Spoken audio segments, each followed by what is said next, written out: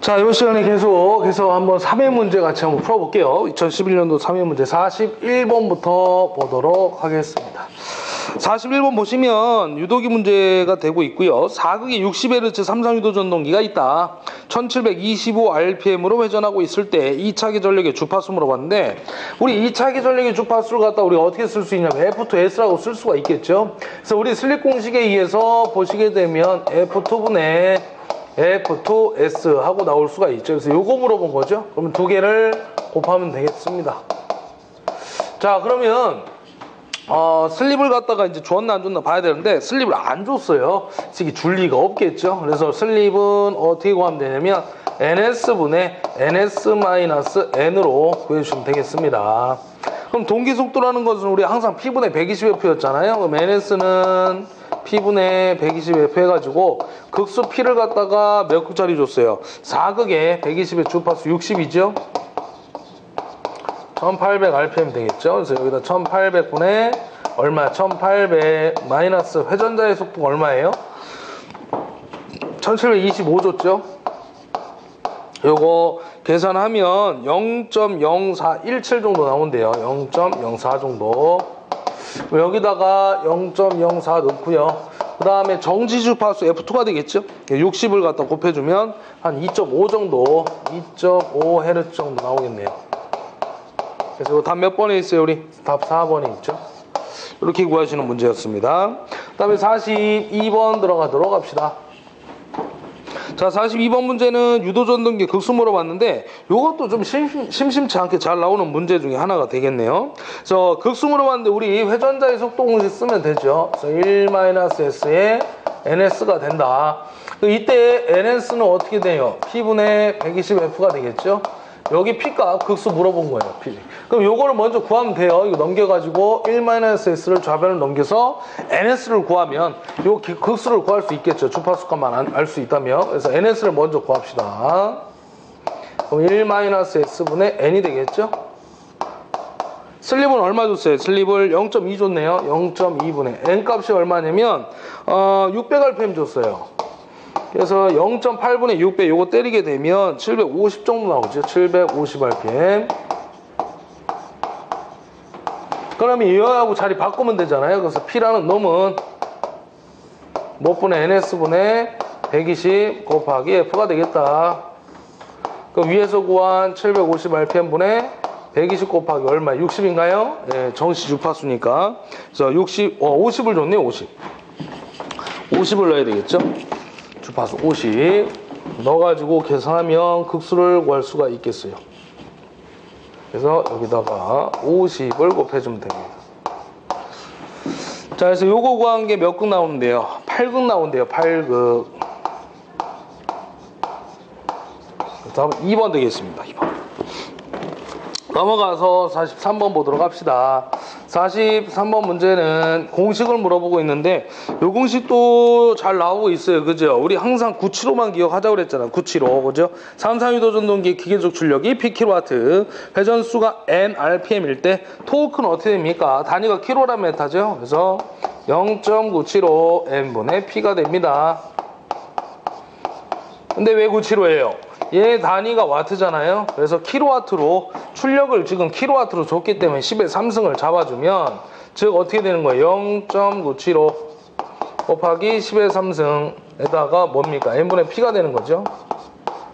그래서 요거 곱하면 975 곱하기 N분의 P가 된다. 단위가 kgm/가 되겠더라.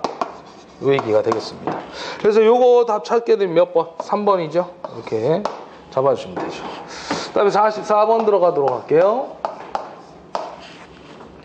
44번은 지금 부하전류가 100A일 때 회전 속도가 1000rpm으로 10kgm의 토크를 발생하는 직류 직권전동기가 직권전동기의 밑줄을 하나 걸어야 될 것 같아요. 60A의 부하전류 감소했을 때 토크가 어떻게 되냐 물어봤어요. 우리 직권전동기 나오면 잘 나오는 파트 바로 우리 토크 관계식이죠. 직권전동기에서 우리 얘는 어디에 쓰인다고 그랬어요? 전차용이나 기중기에 사용이 된다고 했죠. 왜 그러냐면 토크와 전류가 제곱에 비례하고요. 회전수 제곱에는 반비례 관계에 있다고 그랬죠. 그래서 이 관계식 때문에 우리가 회전수가 크면 토크가 작더라, 회전수가 작으면 토크가 커더라, 이런 관계에 의해서 전차용이나 기중기에 사용이 된다라고 했던 거예요. 토크가 크다고 했잖아요. 그래서 여기서 이제 이 관계를 가지고 계산 문제, 비례식 써가지고 푸는 문제인데, 처음에는 부하전류가 100A 흐른다고 그랬어요. 그때 토크가 10이라고 그랬죠. 그죠? 근데 전류가 어떻게 됐냐면 60A로 감소가 됐대요. 그때 토크가 어떻게 되겠냐고 물어본 거죠. 그럼 여러분 봐봐요. 전류가 감소하면 당연히 토크도 감소하겠죠. 제곱의 비례니까. 그럼 10보다 작은 거 찾으면 돼요. 10보다 이제 작아지는데, 일단 여기 구해봐야 되겠죠. 어차피 다 작으니까 지금. 그래서 D라는 놈은 요거 100분의 요놈이 이제 60. 둘 다 제곱이니까 전체 제곱 해주고요. 곱하기 10을 잡아주면 되겠습니다. 그래서 요거는 얼마 나옵니까? 3.6 나오나요? 킬로그램 메타. 답 몇 번? 1번이 되겠습니다. 이렇게 풀어주시면 되고요. 45번 들어가도록 합시다. 45번 문제는 부하를 증가시키면 역률 물어봤는데, 여러분이 이거 상식적으로 생각해도요, 부하가 커지게 되면 당연히 손실이 그만큼 커질 거 아니에요. 역률은 역률이 나빠지는 게 아니고, 이거는 이제 여러분들이 실수를 할 수도 있어요. 이렇게 원래 우리가 상식적으로 생각했을 때는 부하 전류 커지면 어떻게 돼요? 부하 전류가 커지면 전류가 손실이 커지면서 역률이 나빠진다라고 이게 찍을 수가 있는데, 이 문제는요 좀 잘 보셔야 될 게 뭐냐면, 부하가 증가하면 유효 전류가 증가하게 돼요. 유효분의 전류가. 그래서 1차 측에서 본 역률은 점점 좋아지게 되는 겁니다. 전류가 커졌을 때 역률은 좋아진다. 1번 잡아주시면 돼요. 이게 무부하 전류, 자바 전류로 따지는 거거든요. 이게 좀 복잡한데 여러분들 이거 하나만 체크해서 좀 실수하지 않고 보시면 될 것 같아요. 자, 그래서 유효분 전류가 증가하면서 1차 측에서 본 역률은 점점 좋아지게 된다라고 하셔야 됩니다. 그래서 해설 쪽 보시면 나와 있는데 한번 쭉 읽어보시고요. 한번 보시면 될 것 같아요. 자, 46번 하나 보도록 합시다. 46번. 자, 요것도 우리 지구상에 존재하는 딱 한 문제예요. 유도전동기 회전자 속도 n rpm으로 회전할 때 회전자 전류에 의해 생기는 회전자계는 고정자 회전자계 속도 n에서 어떤 관계에 있냐 물어봤는데, 그 회전자계 회전 속도를 갖다가 제가 표현을 하게 되면 우리가 뭐 nr이라고도 이제 표현을 하는데요. 거기 나와 있듯이 요건 우리가 p분의 120f 이렇게 표현을 할 수가 있겠죠. 정시 주파수. 그래서 이거를 다시 쓰게 되면 P분의 120F에다가 슬립을 갖다 이렇게 곱해주면 됩니다. 왜 그러냐면 회전자에서 생긴 회전자의 회전 속도이기 때문에 이렇게 표현이 된다 그 얘기예요. 슬립을 갖다 적용을 해야 되죠.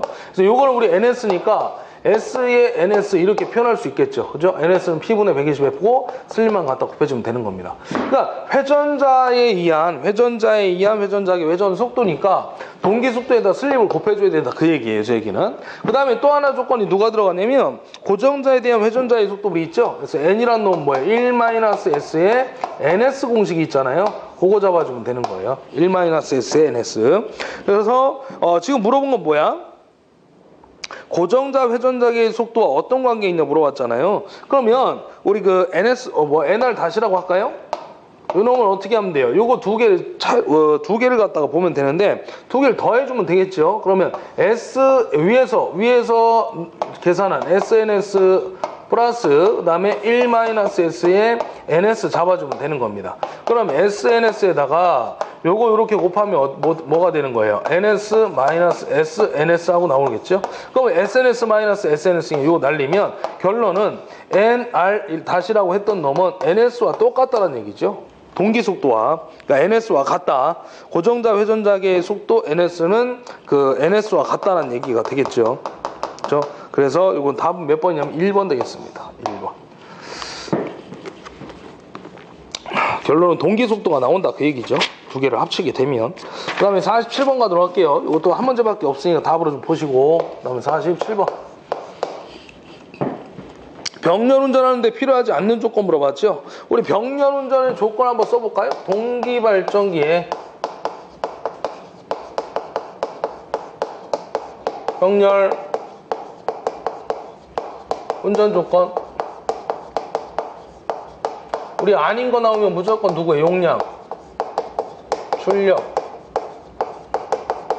또 하나 회전수죠.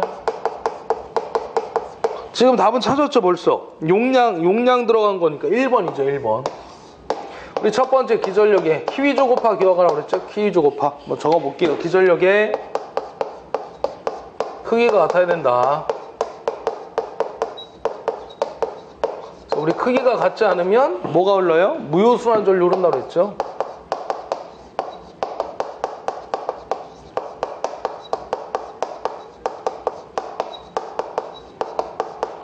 그래서 이걸 갖다 우리 다른 말로 무효획류라고 했죠. 그 다음에 이 순환전류의 크기는 어떻게 됩니까? 2ZS분의 2가 되는 거죠. 이 2를 우린 뭐라고 그래요? 기전력의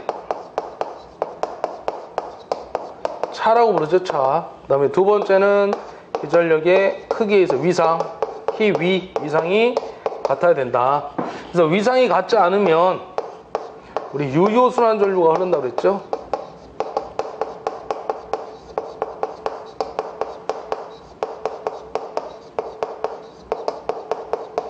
요거를 유효획류라고도 했고요. 또 다른 명칭이 있었죠. 뭐 동기화 전류가 되겠습니다. 그죠? 유효획류 동기화 전류. 이때 순환전류의 크기는 얼마입니까? 라고 물어보면 ZS분의 2에다가 사인의 2분의 델타로 표현이 되더라 라는 얘기였고, 그 다음에 두 가지 전력이 나오죠. 서로 주고받는 우리 수수전력, 그 다음에 동기화력이 있었죠. P라고 하는 동기화력이 있었죠. 자, 여기다 잡아 볼게요.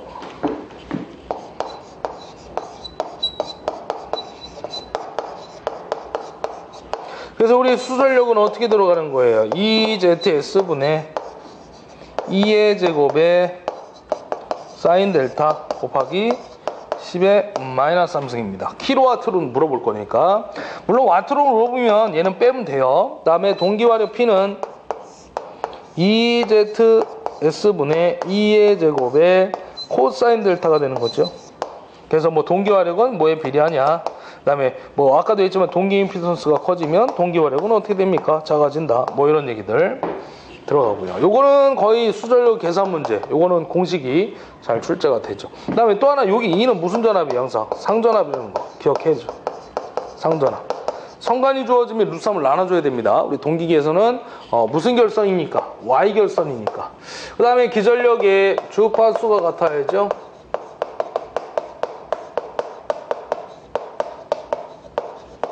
그래서 같지 않으면 우리 난조 발생이 되고요.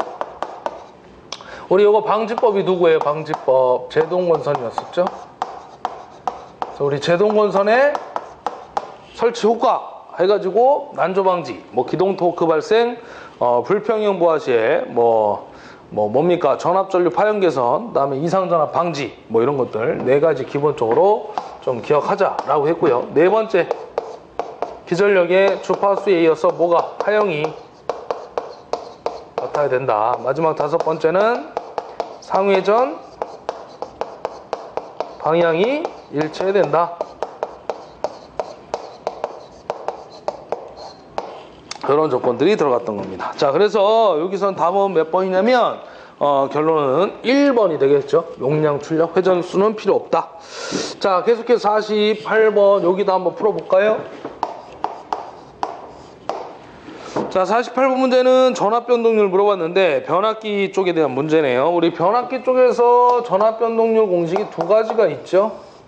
V2N분의 V20 마이너스 V2N 곱하기 100이 있고요.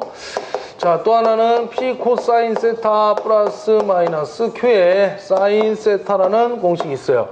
그래서 이 P는 누구였어요? 우리 저항 강화율이었죠. Q는 누구야? 리액턴스 강화율이에요. 그래서 지금 주어진 거는 저항 강화율과 리액턴스 강화율이 좋기 때문에 오른쪽에 있는 공식을 이용할 수밖에 없어요. 그리고 플러스가 될 때는 언제였어? 지역률이었죠? 뒤질 때 역률. 마이너스는 언제였어요? 진역률일 때. 그럼 거기 보면 지상이라고 줬을 거예요. 그죠? 첫 번째 줄 맨 끝에 가면. 그러니까 여기서 플러스로 가야 되는 거죠. 얘기가 없으면 항상 플러스가 기준입니다. 자, 그럼 여기다 한번 풀어볼게요. P 코사인 세타 다시 적으면 플러스 Q에 사인 세타 이렇게 구할 수가 있겠죠. 저항 강화율을 왜 풀어줬어요? 앞에 있는 거 3% 그죠? 곱하기 역률이 얼마냐면 0.6이래요. 지상 역률 0.6 플러스 리액턴스 강화가 뒤에 있는 4%고요. 자, 코사인이 0.6이면 사인은 얼마? 0.8이 와야 되겠죠? 그래서 1.8 더하기 3.2 하면 5% 나오네요. 5%. 그래서 답은 3번이 해당되겠습니다. 자, 이렇게 푸는 문제였네요. 자, 이건 뭐 어려운 문제는 아니었고요. 그 다음에 49번 전압 변동률 쪽도 시험에 잘 나와요. 변압기 쪽에서. 여러분들 쭉 정리해서 보시기 바랍니다. 자, 그 다음에 계속해서 문제 보도록 합시다.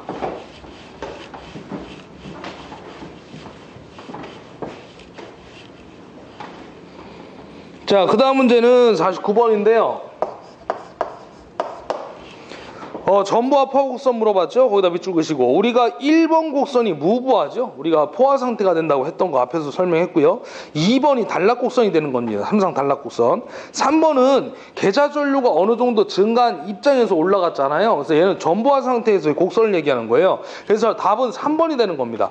외부 특성 곡선은 전압과 전류니까 반비례 특성 곡선에서 밑으로 위에서 아래로 이렇게 내려오는 게 4번 외부 특성 곡선이 되는 거고, 전부하라는 건 부하가 100% 걸린 상태이기 때문에 계좌 전류가 오른쪽 위치에서 출발해서 올라가는 곡선이에요. 그래서 3번 되겠습니다. 3번. 지난번에는 무부하 포곡선을 물어봤었죠. 앞쪽에서. 자, 계속해서 50번 보도록 합시다. 일정 전하면 일정 파형에서 주파수가 상승하면 철선이 어떻게 되냐 물어봤는데, 여러분들 한번 봅시다. 우리 그 변압기 쪽에 보면요, 자속 밀도하고 주파수는 항상 무슨 관계냐면 반비례 관계죠. 반비례 관계. 이게 원래 그 철선의 그 실험식, 스텝 매치 실험식에서 나오는 건데, 철선을 보게 되면요, 손실이 이렇게 들어가죠. 그 델타 2 해가지고 뭐 KTF의 BM의 제곱 이렇게 이제 손실값이 나오죠. 이게 실험식인데 요 K가 누구냐면 파형률입니다. 파형률. 뭐 실험식 어쩌고저쩌고 K가 누구냐 물어봐요. 그래서 파형률이고요. 요 T는 누구예요? 철심의 두께죠.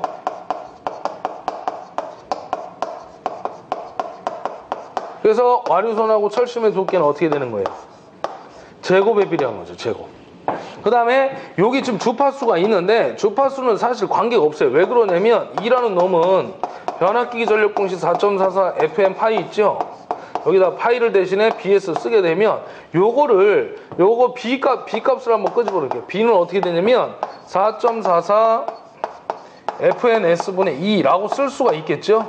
요 값을 갖다 여기다 집어넣어요. 똑같이 자속 밀도니까. 넣게 되면 여기 분모의 주파수와 여기 있는 주파수가 서로 약분이 돼버리기 때문에 주파수는 와류선하고 관계가 없어요. 무관계예요. 무관계.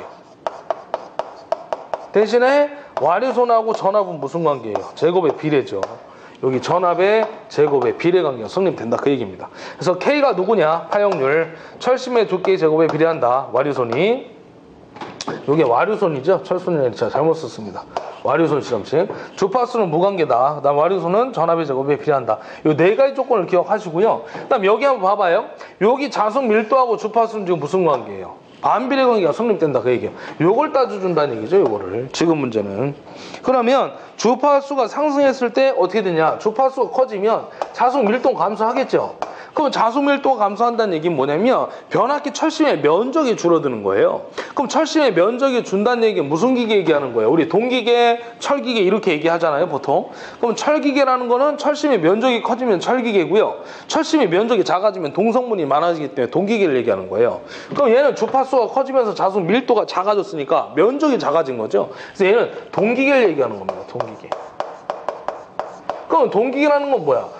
철성분이 적어서 동성분이 많이 들어가서 동기계라고 표현하는 거예요. 우리가 쉽게. 그럼 철소는 어떻게 되는 거예요? 철성분이 적어서 동성분이 많이 들어가서 우리가 동기계라고 했죠. 그럼 철소는 감소가 된다는 얘기죠. 대신에 누가 증가하는 거냐면 임피던스가 증가하겠죠. 퍼센트 임피던스가. 왜? 얘 동기라는 건 L 성분이 커진 거잖아요. L 성분이. 그럼 임피던스 안에는 L이 존재하잖아요. 그러니까 얘가 커지고 철선은 감소한다 그 얘기예요. 그럼 지금 답은 이게 답이 되겠죠.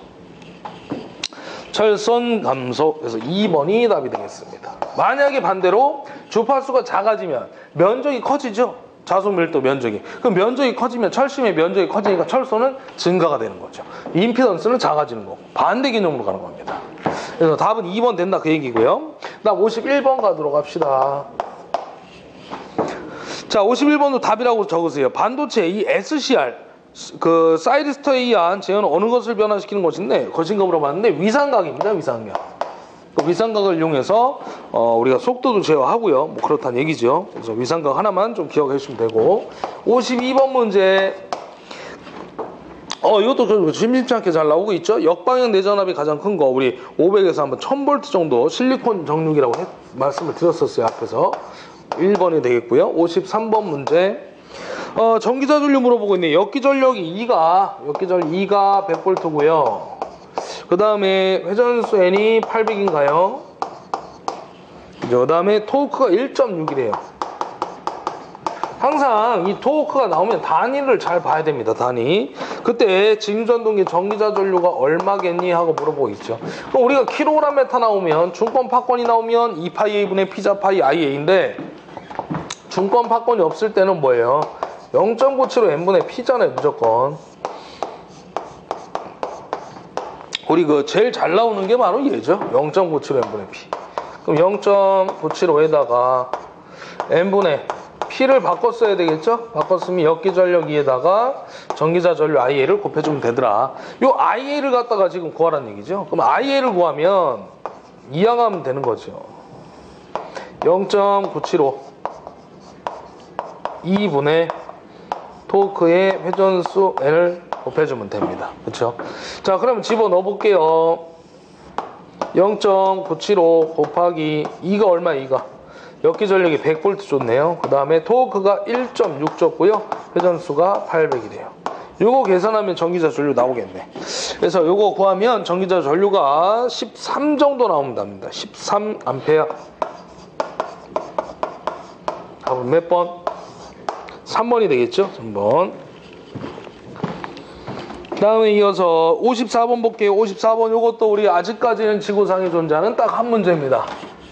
이게 처음에 나왔을 때 이게 뭔 얘기인가 잘 몰랐었어요, 우리가. 근데 실제 보면 이게 뭐 그렇게 어려운 얘기는 아니죠. 그 벡터로 원래 이제 표현을 되는 건데 한번 보도록 합시다. 54번. 자, 삼성 동기발전기의 그림같이 한상위 건설을 서로 똑같은 2조로 나눴대요. 2조로. 2조로 나누어서 그 1조의 건선전압을 한 조의 건선전압을 2V라고 하고요. 각 건선의 전류를 I아라고 했을 때 지그재그 델타형으로 결선한 경우에 선간전압과 선전류를 물어봤죠. 그래서 이거는 뭐냐면요. 지금 풀이해보면 그런 식으로 그림을 그릴 수가 있다는 얘기예요. 그 그림을 이해하면 여러분들이 쉽게 잡을 수가 있습니다. 그래서 그 한상의 건선을 2조로 나눴잖아요. 그러니까 한상에서 2조로 나눴다는 얘기는 이쪽과 이쪽에 또 하나가 있다는 얘기예요. 쉽게 얘기하면요. 지금 A 그 그림 보면 여기가 A점이고요. 여기가 C점이잖아요. 그럼 여기에 이제 건선이 이렇게 감겨 있는 거야. 이런 식으로. 근데 이걸 갖다가 2조로 나누어서 한 조의 건선 전압을 2. 그러니까 여기 2조로 또 나눠가지고 여기 코일이 이렇게 들어가 있는 거죠. 이런 식으로. 그래서 여기가 2V가 걸려 있다. 그 얘기. 여기도 2V고. 이 얘기입니다. 그리고 지그재그로 돼 있다고 그랬잖아요. 지그재그. 그죠? 델타형으로. 그러니까 요렇게 하나 있고 요런 건선 모양으로 또 여기 또 있고 이쪽에도 또 한 번 있다 그 얘기예요. 뭐 이게 좀 그림이 어려울 수도 있는데 그러니까 이 그림이 있다라고 치면 여기 반을 쪼개요. 그러면 요놈하고 요놈의 크기가 같잖아. 이등변 삼각형이니까. 그죠? 그래서 우리가 반을 쪼개 가지고요. 여기가 2고 여기가 2니까 요놈의 전체 크기를 구한다 그 얘기죠. 지금 물어보는 거. 성간이니까. 우리가 지금 여기가 성간이라고 봐야 되거든. 그죠? 성간. 요거를 구하려면 어떻게 하면 돼요? 이게 결론 여기가 30도가 나오는 거죠. 여기가 90도니까. 그러면 요게 2에다가 코사인 30도. 그죠? 요 변을 구하는 거니까 잡아주고요. 그 다음 이 변이 이등변 삼각형이니까 똑같이 몇 배 때리면 돼? 2배 때려주면 되겠죠. 그럼 요게 누구 나오는 거냐면 결론은 VCA의 크기를 나올 수 있다는 얘기죠. 성간전압. 그러면 VCA라는 놈은 2배에다가 2 한 다음에 코사인 30도는 건 2분의 루트 3이 되는 거죠. 그러니까 요거 약분하면 성간전압의 크기는 한상전압 2에다가 루트 3배를 해주면 된다 그 얘기예요. 그래서 얘는 성간전압이 루트 3배 나오고 선전류도 마찬가지입니다. 전류도 지금 여기에 하나가 흘러가지만 이게 쪼개지는 거거든요.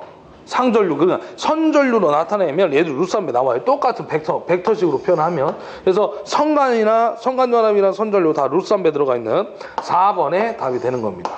전류도 마찬가지라는 얘기예요. 똑같이 해보면. 그렇게 해서 봐주시면 되겠습니다.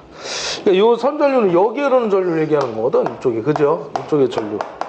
여기가 지금 이렇게 해서 보면 여기 코일이 하나 있는데 이쪽에 흐르는 전류가 I잖아요. 이게 상에 흐르는 전류잖아요. 그러니까 성간에 흐르는 전류를 따지게 되면 이쪽의 전류하고 또 합쳐지거든요. 그래서 벡터합으로 보면 똑같이 마찬가지 루트 3배가 나오겠더라. 그 얘기죠.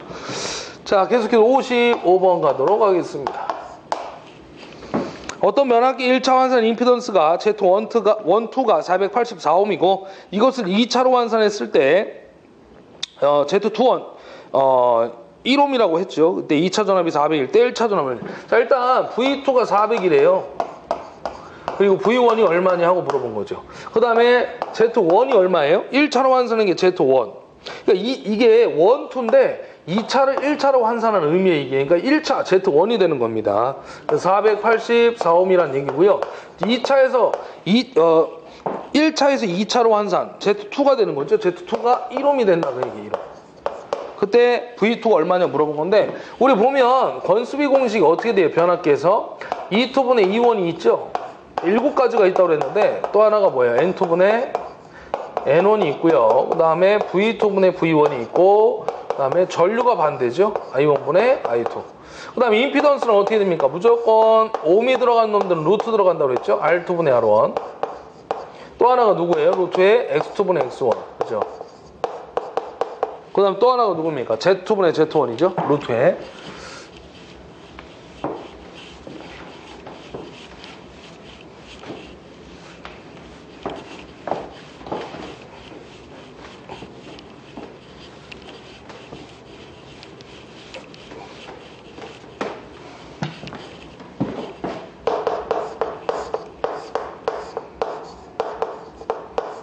이렇게 되는 거잖아요. 그러면 여기서 요거 A 값 구한 다음에 V2 구할 수 있겠죠. 요거 두 개 가지고 푸는 거죠. 그럼 A는 어떻게 돼? A. 일단 A를 구해야 돼. 루트에 Z2분의 Z1이잖아요.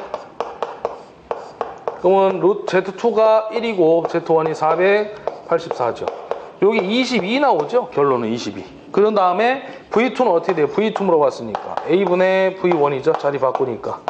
그럼 V1이 얼마냐면 V1 물어본 거죠. V1. 그러면 이렇게 하는 게 아니고 V1 물어봤으니까 V1은 A 곱하기 V2가 되겠죠. 그럼 A가 22고요. V2 2차 전압이 400이잖아요. 그래서 8800 나오겠네요. 8800. 그래서 답은 1번 되겠습니다. 이렇게 해결하시고요. 그 다음에 넘어가서 56번 보도록 합시다. 56번 답이라고 하나 체크하시고요. 지구상이 존재하는 딱 한 문제다. 자, 삼상 서버 전동기 평형 두상전압을 가하여 동작시킬 때 속도, 토크, 특성 곡선, 최대 토크가 발생하는 S의 범위 물어봤는데 우리가 슬립의 범위가 나오면요. 자, 우리가 원래 이건 조금 서버 전동기 다른 우리 정류기 쪽에 나오는 교류 정류자기 쪽에 나오는 얘기인데 슬립의 범위가 나오면요 무조건 이렇게 기억을 하세요. 전동기가 나오잖아요. 이건 유도기 쪽에 나오는 얘기입니다. 사실 전동기가 나오면 0보다 크고 1보다 작아요. 두 번째 발전기가 나오면요 앞에서도 한번 했었는데 슬립은 항상 0보다 작고요. 그 다음에 제동기 역상기가 있어요. 이거 제동기 역상기는 뭐예요? 우리 앞에서도 얘기했지만 삼상 중 두 상의 접속을 맞바꾸면 우리 제동기 역성기가 되는 건데 얘는 1보다 크고 2보다 작아요. 근데 요 슬립의 크기가 얼마냐면 1.97이 답이에요. 대표적으로. 그 다음에 역방향에 대한 회전자기를 물어보면 E-S가 있다라는 거. 역방향의 회전자기입니다. 그리고 이 전동기는 단독 운전이 가능. 얘는 단독 운전이 가능하나 다시 반대. 전동기는 얘는 단독 운전이 불가능하죠. 전원을 공급해줘야만 가능하기 때문에 단독 운전이 불가능하고요. 우리 단독 운전이 가능한 건 발전기가 단독 운전이 가능하다. 그 다음에 하나 더 제가 이거 추가로 좀 적어드리면 지금 바로 요 문제입니다. 삼상 서브 전동기 평형 두상 전압을 가할 때 이런 얘기가 나오잖아요. 거기다 밑줄 그시고. 그럼 얘는 무조건 얼마냐면요. 서브 전동기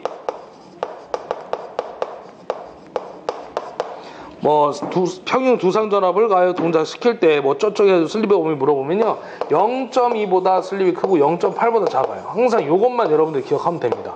우리 서브 전동기 나오면 삼상 서브 전동기 저쪽에 나오면 그래서 답은 2번이 되겠죠.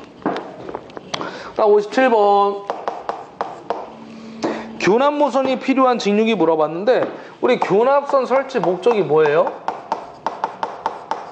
이걸 우리가 고리환자 또는 모선이라고도 한다고 그랬죠? 얇은 저항체를 갖다가 걸어가지고 우리가 전위차에서 순환전류가 흐르면 걔를 갖다가 이 교납선 쪽으로 교납 한쪽으로 흘려가지고 모선을 갖다 보호해주는 겁니다. 라인을 갖다가 극수 우리 코일 있죠? 코일 극수를 갖다 보호해주는 역할을 하는 거죠. 그래서 얘 설치 목적이 뭐냐면 이것도 원래 단독으로 나오는데 병렬 운전을 안정하게 운전하기 위해서 얘를 갖다 우리가 설치를 하죠. 그래서 우리가 중권, 파권이 있는데 중권은 병렬권이기 때문에 설치를 하고 파권은 직렬권이기 때문에 설치를 안 한다. 이런 얘기 나오는 거고 권선법 쪽에. 그 다음에 얘를 설치하는 데는 어디냐 그러면 직권과 어디예요? 복권이 되는 거죠. 또는 우리 복권 말고 또 과복권에 설치를 합니다. 왜? 얘놈들은 전압변동률의 부호가 마이너스가 되죠. 그러니까 전압변동률 공식이 원래 Vn분의 V0 마이너스 Vn이라서 전압변동이 0에 가깝거나 플러스가 되는 게 정상인데 이 부하를 걸면 전격 전압이 올라가면서 부하가 마이너스가 돼버려요. 불안정한 상태로 운전이 되기 때문에 교납선을 설치했을 때 우리가 직권과 복권, 과복권에 설치했을 때 안정하게 운전을 할 수 있다. 이렇게 우리가 정리를 할 수 있습니다. 그래서 우리가 교납선을 어디에 설치합니까? 그러면 측측폭폭 이렇게 해서 얘기를 했던 거죠, 예전에. 그래서 얘는 답이 3번이 되겠고요. 58번 동기전동기 위상특성 곡선에서 공급전압 및 부하를 일정하게 유지하면서 여자전류를 변화시켰대요. 여자전류 변화시키면 어떻게 되냐. 위상특성 곡선 밑줄 그셔야 되죠. 자, 위상특성 곡선이 나오는데 이것도 잘 나오는 파트라고 제가 한번 소개를 해드렸을 거예요. 얘를 갖다 우리는 뭐라고 했어? V곡선이라고 그랬죠. 그래서 그림을 그리면 여기가 IA고요. 전기자전류. 여기가 계자전류가 된다. 그래서 우리 역류를 갖다가 1로 기준을 잡아놓은 상태에서 왼쪽과 오른쪽을 비교한 거죠. 그래서 모양은 이제 V자를 그리기 때문에 V, 곡선이라고 한 거고 첫 번째 얘기는 뭐예요? IA와 IF의 관계다.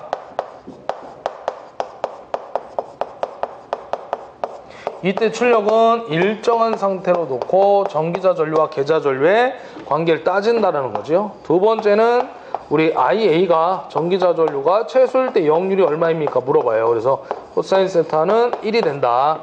그 다음에 세 번째 여자전류가 변하면 누가 변합니까? 두 가지가 변하죠. 첫 번째는 역률이 변하는 거고요. 뒤질 수도 있고 앞설 수도 있고 지상 진상 그죠? 그 다음에 또 변하는 게 전기자전류가 변하는데 얘는 그림상 무조건 증가가 되는 거예요. 증가. 감소가 돼도 증가가 되는 거고요. 여자전류가 커져도 똑같이 증가가 된다. 이렇게 여러분 정리를 하시면 됩니다.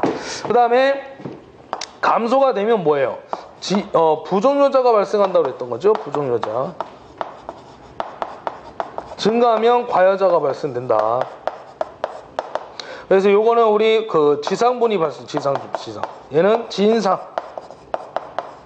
그래서 이거 우리 리액터로 작용하고 콘덴서로 작용하고 이런 얘기들 같이 보시면 되겠습니다. 자, 그래서 요거는 여자 전류를 변화시켰을 때 전기자 전류가 변화하고, 그죠? 역률이 변한다. 실제 IA는 증가다. 뭐 이렇게 얘기했던 거죠. 답은 몇 번이냐면 3번에 있겠죠.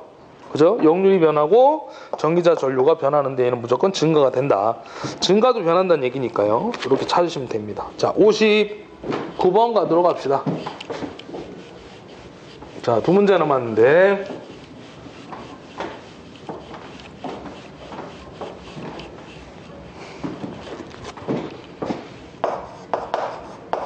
자, 59번은 기동저항값 나왔는데요. 얘가 처음으로 나온 것 같아요. 지금 제가 봤을 때는 우리 14년도부터 해서 쭉 지금 풀고 있는데 처음으로 출제가 된 문제 같습니다. 분권전동기의 전격 전압이 300V고요. 전기자 전류가 50A, 전기자 저항이 0.2ohm이다. 기동 전류를 전부하 전류의 120%로 제한한대요. 그러니까 전격 전류에 비해서 1.2배가 흐른다는 얘기입니다. 지금 기동 전류가 120%라는 얘기는. 그때 기동저항이 얼마냐? 우리 기동 전류 IS라는 놈이 결론은 전기자 전류라고 그랬죠. 그래서 요거는 우리 어떻게 돼요? RA 플러스 RS분의 V. 근데 요 기동 전류는 전격 전류보다 1.2배 크다 라고 하는 거죠. 그래서 원래는 RA분의 V인데 IA가 이 기동저항을 설치한 이유는 저항이 커지면 전류가 작아질 거 아니에요. 그래서 이 가변 저항을 이용해서 기동 전류를 제한을 해주겠다, 그 얘기입니다. 자, 그러면 주어진 거 넣으면 돼요. 그래서 우리가 기동 전류는 항상 작아야 되고 기동 저항은 커야 되고, 그죠? 그 얘기죠. 계좌 전류 커야 되고, 그 다음에 계좌 저항은 최소 0으로 하겠다, 뭐 이런 조건이 나오는 거죠. 자, 그래서 요거는 그대로 넣으면 돼요. RA가 지금 0.2잖아요. 그럼 0.2 플러스 RS 분의 V가 얼마냐면 300V 줬죠, 전격 전압. 그런 다음에 전격 전류가 얼마예요? 전격 전류가 50인가요? 네, 전격 전류가 50A. 그리고 1.2배를 해주면 되겠죠. 전류는 어차피 이게 이제 전기자 전류 그러니까 이 기동 전류가 전격 전류에 비해서 지금 큰 전류가 흐르고 있다. 1.2배 전류가 흐르고 있다, 그 얘기입니다. 그래서 우리가 보통 전기자 전류를 표현하는데 여기서는 전격 전류로 봐줘야 되겠죠. 이 전기자 전류가. 그죠?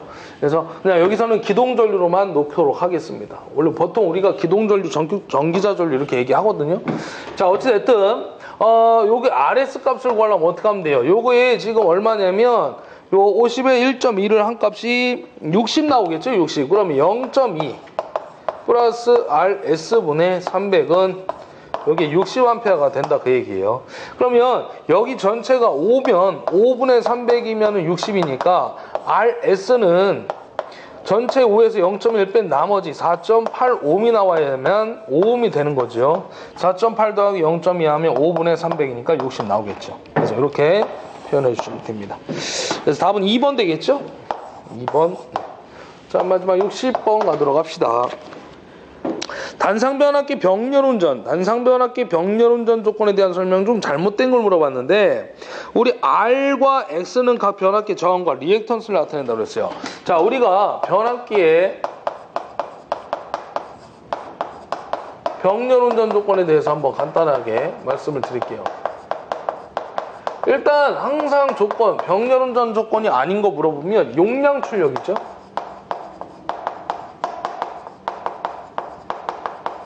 자, 첫 번째 누가 들어가요? 우리 극성. 여기서 말하는 극성, 감극성, 가극성이죠. 그 다음에 권수비. 또 하나가 누가? 단자전압이 일체해야 되죠.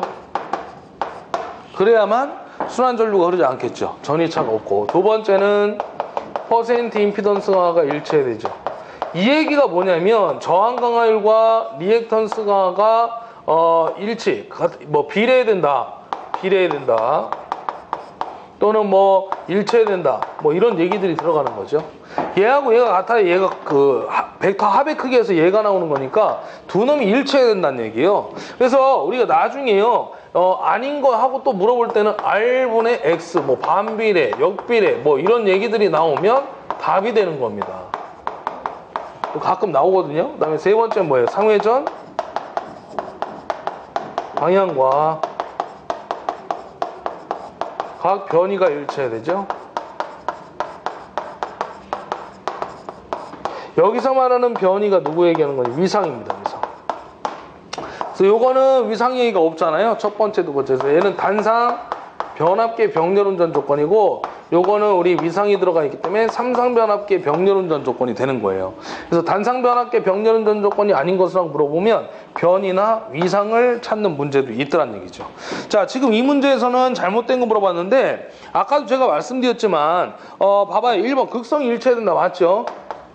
그 다음에 권수비고 1차 권수비가 같아야 되고, 단자전압 1차, 2차 전극전압이 같아야 된다. 그 다음 100분의 임피던스가 같아야 된다. 이게 임피던스니까. 근데 각 변압기 답은 4번이 틀렸는데요. 왜 틀렸냐면 각 변압기의 저항과 임피던스의 비는 R분의 X일 것이 아니라 RX비가 같아야 된다, 일치해야 된다라는 조건이 들어가야 돼요. 저항과 리액턴스 비가 같을 것. 그래서 걔네들이 같아야만 임피던스가 일치해야 된다고 그랬잖아요, 제가. 그래서 R분의 X, 이렇게 R분의 X로 나오면 얘가 답이 되는 거죠. 그래서 저항과 리액턴스 비가 같아야 된다, 이렇게 나와야 됩니다. 이런 식으로 나오면 잘못됐다는 얘기죠. 자, 이렇게 해서 60번까지 해서 3회 문제 마무리를 한번 해봤습니다. 그래서 여기까지 하고요. 다음번에는 또 이어서 문제 계속해서 같이 또 풀어보도록 하겠습니다. 수고하셨습니다.